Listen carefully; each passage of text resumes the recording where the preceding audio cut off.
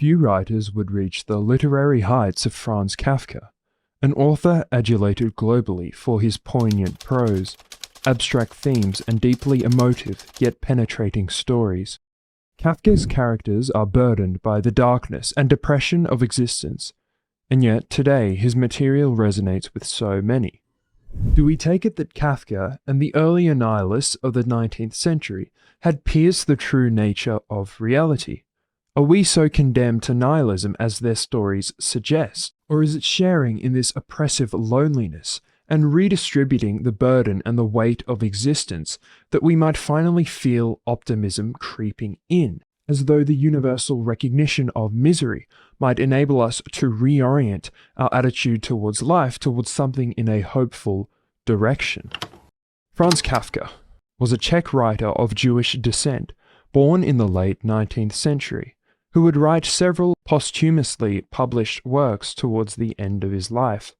He spent his days working in a clerical office, among other jobs, but would return to his typewriter in the evening, where he would write furiously. Kafka would tragically pass away of tuberculosis at only 40 years old. On his deathbed, he advised his lifelong friend, Max Brod, to burn his entire canon of work. Thankfully, Brod disregarded Kafka's wish. Though we can never know Kafka, today we read his works with a dignified heart, only wishing that we could help him understand the influence, the significance he would have upon modern literature, contemporary art, and the world today more broadly. Kafkaesque is a word so ubiquitous, so draped in existential significance, and so lasting, such that it yields insight to both the banal activity of our everyday lives, as well as to painting a granular picture of the universe. Yes, the whole universe. But what does the Kafkaesque and the philosophy of Franz Kafka mean? Kafka wrote in the post-industrial period, wherein philosophy and art had sobered up to the preceding centuries of upheaval.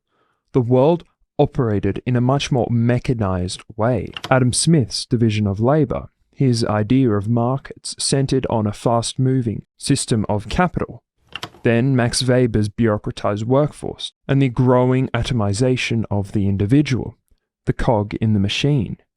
Welfare was improving, as was mortality and rates of hunger.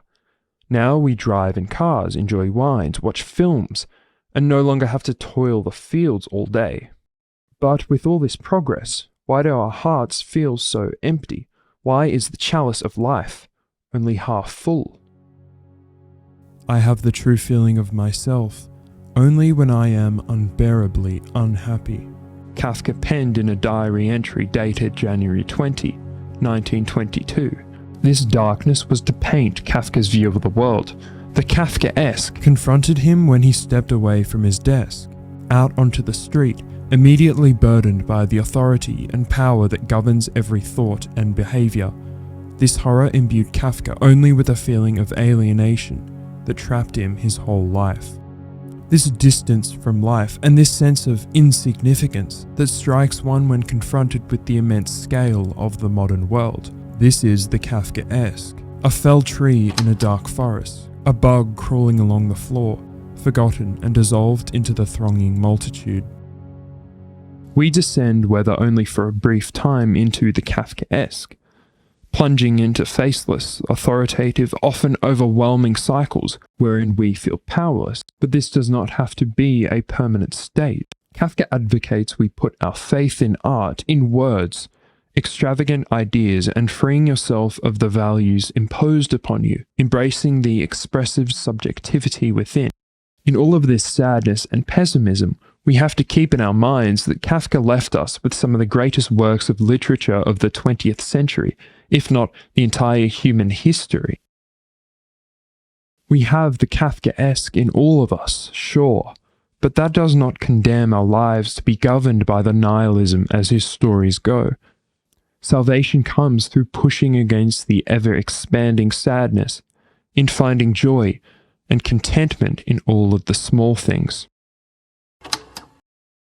As Kafka reconciles, it is, after all, not necessary to fly right into the middle of the sun, but it is necessary to crawl to a clean spot on earth where the sun sometimes shines, and one can warm oneself a little.